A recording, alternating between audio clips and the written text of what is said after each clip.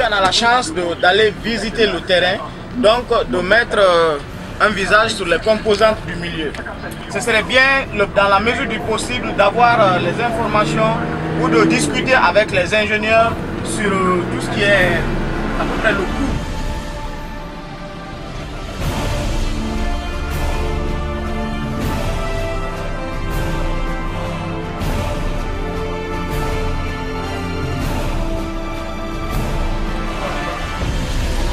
Une fois que le dossier d'expropriation est sorti du ministère, le problème est résolu.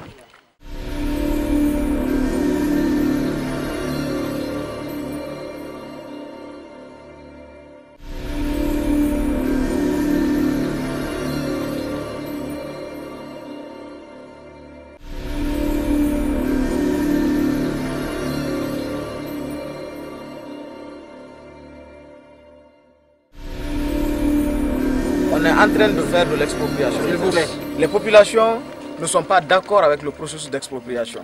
On va vouloir le traiter au niveau d'un projet, ça va simplement retarder le projet. Alors qu'en principe, il faudrait en amont mettre en place des mécanismes clairs d'expropriation qui permettent de consulter les populations, de les informer, mais aussi de prendre la réalité en compte, comme ce qu'on nous explique.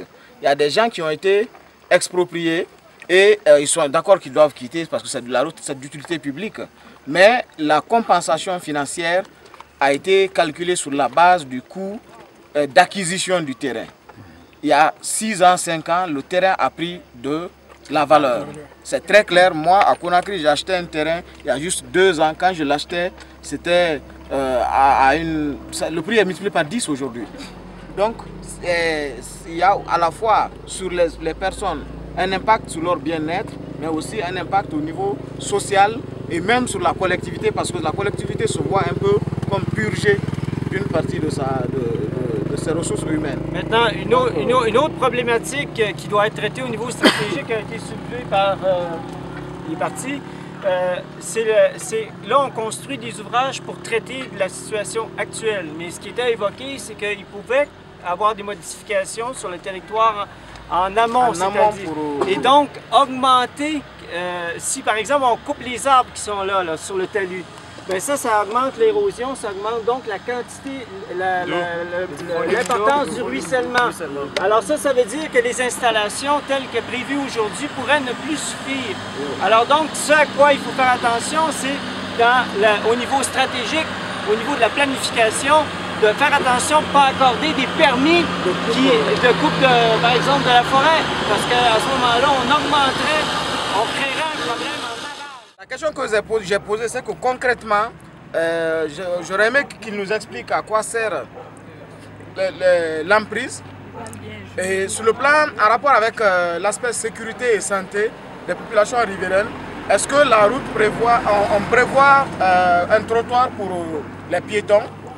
Et quelle distance réglementaire sur le plan, en tant qu'ingénieur sur le plan technique, est nécessaire à laisser entre la fin de la route et le début des habitations pour qu'en cas on ne le souhaite pas, de débordement d'un véhicule, que le risque soit minimisé pour effectivement ces habitations, que les véhicules entrent dans ces habitations. Parce que moi j'ai vu des cas comme ça très fréquents dans mon pays où un camion le frein lâche à un tournant et puis ça fonce dans une habitation, c'est horrible. Donc c'est des questions réelles auxquelles une étude d'impact doit se préoccuper, de savoir si les mesures techniques permettent de minimiser ces risques-là. Okay.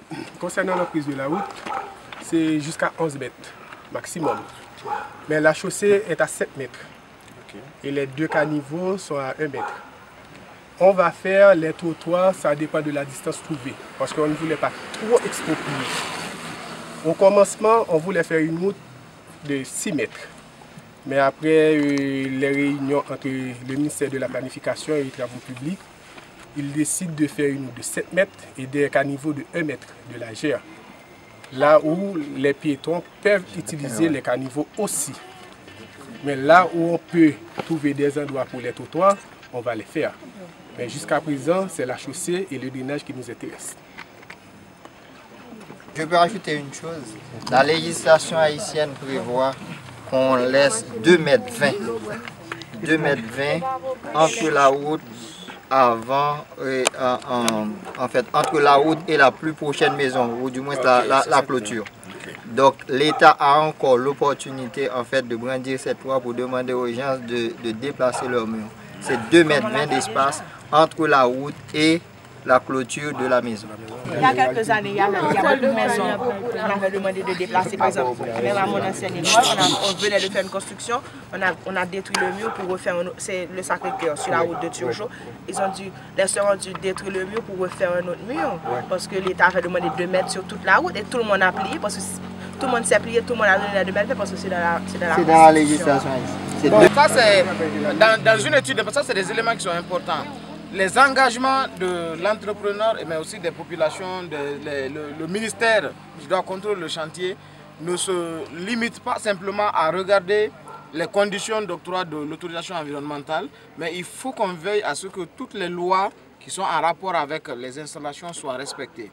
Entre autres, une loi comme ça, c'est sûr que c'est à la mairie, mais aussi au contrôle, à l'inspection au niveau du ministère de l'Environnement, d'exiger à ce que ces éléments soient respectés parce que ce n'est pas pour rien qu'on a décidé effectivement de laisser cette distance. C'est une distance qui permet d'assurer, en tout cas d'optimiser la sauvegarde de la sécurité des personnes effectivement le long de la route.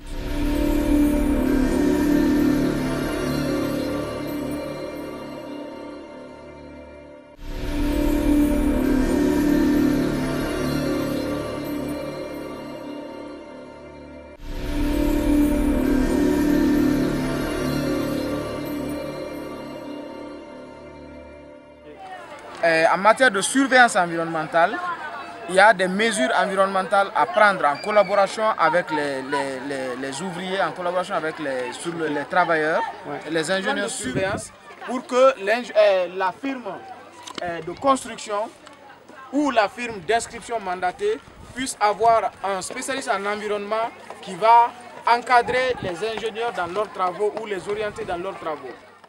Alors quel est l'effet direct de cette nouvelle route? Ça améliore l'accès au territoire. Alors on ouvre le territoire, c'est-à-dire que maintenant, il y a des maisons qui vont pouvoir être construites sur le long de cette route-là, ce qui n'était pas possible avant parce que les gens ne pouvaient pas venir s'installer ici compte tenu de la difficulté à circuler. Et là, quelqu'un a mentionné tout à l'heure que dans la perspective où la route sera améliorée, il y a déjà eu de la spéculation qui fait que la valeur des terrains entourant la route a augmenté.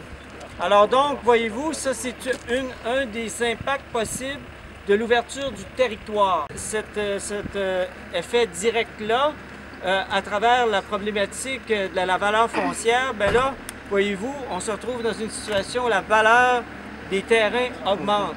Aussi, c'est qu'on favorise l'étalement urbain, c'est-à-dire que on a Port-au-Prince qui est juste en bas, on ouvre le territoire, donc il y a des gens qui vont quitter les quartiers centraux pour venir s'installer ici. Puis évidemment, ce n'est pas les plus pauvres.